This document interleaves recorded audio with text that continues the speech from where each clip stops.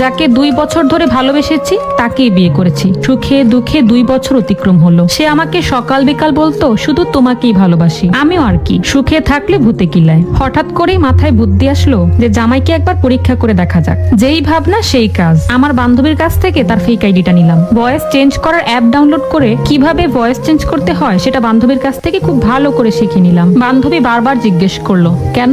আমি তখন বললাম না এমনি, ওই আর কি, খুব তো বলে ভালোবাসি ভালোবাসি, একটু বাজিয়ে দেখবো আর কি। পরীক্ষা নেওয়ার আগে আমি ভেবেছিলাম আমি হেরে যাব, কারণ গত 4টা বছর ধরে আমার প্রতি তার ভালোবাসা দেখে আমি সত্যি ভীষণ মুগ্ধ। তো বান্ধবীর আইডি থেকে তাকে ফ্রেন্ড রিকোয়েস্ট পাঠালাম। 2 দিন হলো অ্যাকসেপ্ট করে না। আমি তো সেই খুশি। 2 দিন পরে আমার স্বামী আমাকে জিজ্ঞেস করছে আচ্ছা বিথি নামের কোনো ফ্রেন্ড আছে তোমার? আমি বললাম কই না তো।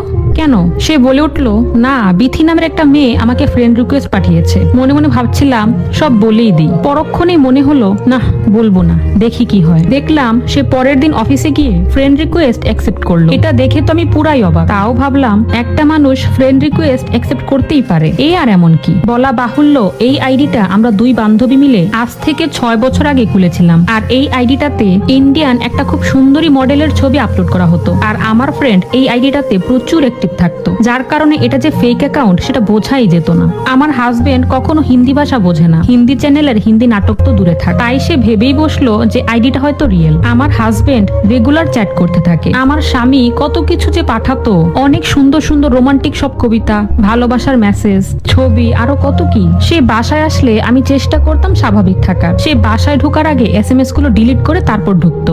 আর বিথিকে বললো রাতে যেন কোনো প্রকারের SMS না যায়, কারণ তার বড় ভাই নাকি তার সাথে থাকে। ভাই যদি জানে যে সে কোনো মেয়ের সাথে কথা বলে তাহলে নাকি তার ভাই খুবই কষ্ট পাবে। সেদিন আমি ভালোই অবাক হয়েছিলাম। সে নিজের বউকে ভাই বানিয়ে দিল। এই ফেক আইডিটা যেহেতু বিথি আর আমরা দুজনেই নিয়ন্ত্রণ করি, দুজনেই দুজনের মেসেজ দেখতে পারতাম। আমি যখন আমার স্বামীর সাথে কথা বলতাম তখন খুব সাবধানতার সাথে ভয়েস চেঞ্জার অ্যাপ দিয়ে নিজের ভয়েসটাকে চেঞ্জ করে তারপর সেটাকে সেন্ড করতাম, যেন আমার স্বামী কিছুতেই না বুঝতে পারে। আর কথাগুলো পুরান ঢাকার স্টাইলে বলতাম। আমার সবচেয়ে বেশি কষ্ট লাগলো এটা ভেবে যে সে আমাকে যে কথাগুলো বলতো সেই কথাগুলোই মেসেজ করে পাঠাতো। কথা সবই এক, শুধু মানুষ 2টা ভিন্ন। আগে আমার স্বামী শুক্রবার আসলেই সারাক্ষণ বাসায় থাকার বাহানা করত। আমি ঠেলেও তাকে বাইরে পাঠাতে পারতাম না। আর এখন সারাক্ষণ সে বাইরে যাওয়ার বাহানা খোঁজে, আর বাইরে গিয়েই ফোনে বিথির সাথে কথা বলতো। প্রচন্ড রাগে আমার শরীর কটমট করতো। মনে মনে ভাবলাম যে দেখি কত দূর যায় উনি। মেসেজ করে বললাম চলো বিয়ে করে ফেলি। সে বলে সে নাকি 1 বছর পরে বিয়ে করবে। আগে আমাদের দেখা সাক্ষাৎ হোক। একটু টেনশনই পড়ে গেলাম। মেসেজিং তো ঠিকই করছি, কিন্তু দেখা সেটা কিভাবে করব? একদিন তো তাকে বলেই দিলাম যে ফেসবুকে যে ছবিগুলো ছাড়া হয়েছে সেগুলো কিন্তু আমার না। ফেসবুকে আপনি এই পর্যন্ত যত ছবি দেখেছেন সবগুলোই একটা ইন্ডিয়ান মডেলের। এটা শোনার পরে সে 2 মিনিটের মতো চুপ ছিল। 2 মিনিটের মতো চুপ থাকার পরে সে বলে উঠলো এটা তোমার ফেক আইডি? আমি বললাম আরে না, আমি তো সত্যি, শুধু ছবিগুলোই মিথ্যা। সে রাগান্বিত হয়ে ফোনটাই কেটে দিল। আমি ভাবলাম যাক বাবা বেঁচে গেছি, না হলে দেখা করানোর জন্য মডেল কোথায় পেতাম। একটু পরে সে ফোন দিয়ে জানতে চাইলো কেন এমন করলাম।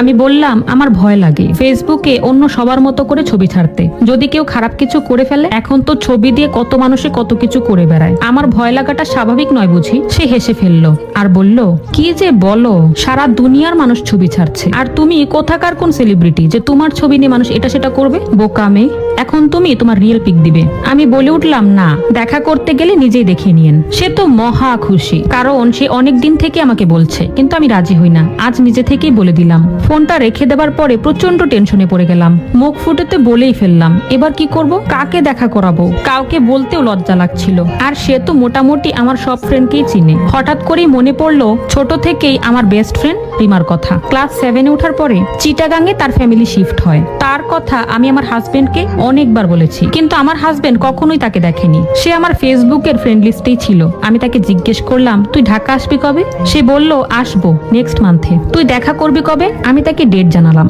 1 মাস পরে রিমা ঢাকায় আসলো। আসার পরে ডেট অনুযায়ী তার সাথে দেখা করতে যাই, আর গিয়ে তাকে সব খুলে বলি। তাকে বললাম বোন আমার প্লিজ হেল্প কর, তুই বিথি সেজে একটা বারের জন্য তার সামনে যা প্লিজ। সে কিছুতেই রাজি হচ্ছিল না। বলতে পারেন অনেক কষ্টেই তাকে রাজি করালাম, আর তাকে সব কিছু শিখিয়ে দিলাম। পরে বিথির আইডি দিয়ে আমি হাজবেন্ডকে বললাম কালই কিন্তু দেখা করব। সে তো মহা খুশি। তার বহু প্রতীক্ষিত কালটা অবশেষে চলেই এলো। আমাকে সকালে উঠে জিজ্ঞেস করলো কোন শার্টটা পরবো একটু দেখো তো। আমি বললাম বললাম, আজ কি তোমার কোনো ইম্পর্টেন্ট কাজ আছে? সে বলল, আজ আমার খুব ইম্পর্টেন্ট একটা মিটিং আছে। কথাটা শোনার পরে চোখের কোণে যে কখন পানি চলে এলো বুঝতেই পারিনি। চোখের পানিটা সাথে সাথে মুছে তাকে শার্ট চুজ করে দিয়ে বিদায় জানালাম। দিনটা আজ অনেক বড় লাগছে, মনে হচ্ছে যেন বিকালটা আসছেই না। 3টা মাস ধরে এই খেলাটা খেলে যাচ্ছি। গত 3টা মাসে শান্তি কি জিনিস আমি ভুলেই গিয়েছি। বুকটা ইদানিং প্রচুর ব্যথা করে আর খালি কান্না পায়। উফ, সে কি যন্ত্রণা! যাকে নিজের চেয়েও বেশি ভালোবাসি তাকে হারানোর যন্ত্রণা। এই যন্ত্রণাটা যে কতটা ভয়ঙ্কর আর ব্যাপক সেটা কেবল সেই জানে যে এগুলো ফেস করেছে। কিন্তু যখন প্রচন্ড কষ্ট হয় তখন ভাবি, আমার তো হ্যাপি হওয়ার কথা, আমার হাজবেন্ড তো অন্য কাউকে না আমাকেই ভালোবাসছে। আমার তখনই মনে হয় যে আমার জায়গায় যদি সত্যিকারের বিথি নামের মেয়েটা থাকতো তাহলে কি সে তাই করতো?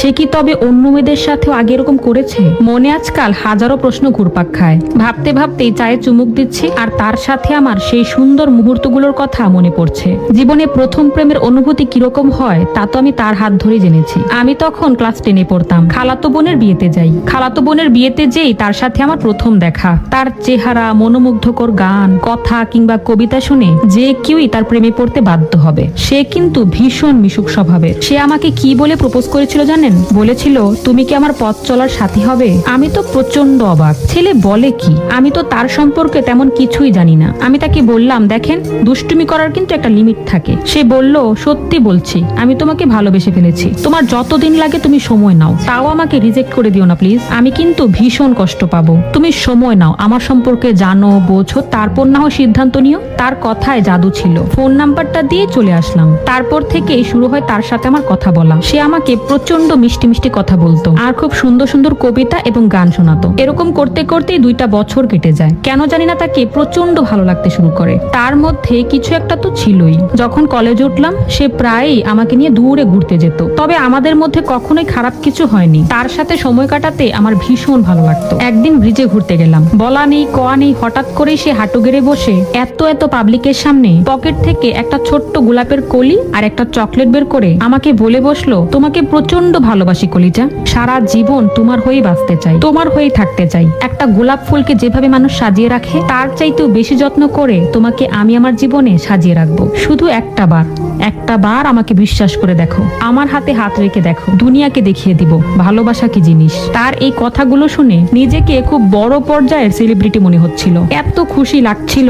তারপর তো বলেই ফেললাম, হ্যাঁ, আমিও তোমাকে প্রচন্ড ভালোবাসি কলিজা। তুমি রেখে দিলে আমি সারা জীবন তোমার হয়ে থেকে যাব, সারা জীবন।